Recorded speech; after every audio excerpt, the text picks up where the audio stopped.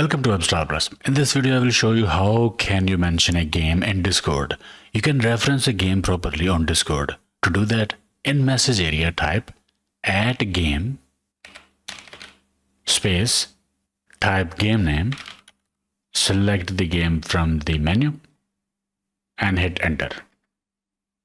In the message, it becomes a clickable info card. If you click it, it will show game information. Very useful if you want to share a game information with anybody on Discord. And it's a proper way to share a game on Discord. And from this card, you can add this game to your profile, view the game on Steam, join the game community, read its reviews, and more. Okay, I hope it helped. Like, share, subscribe, and I will see you in the next one.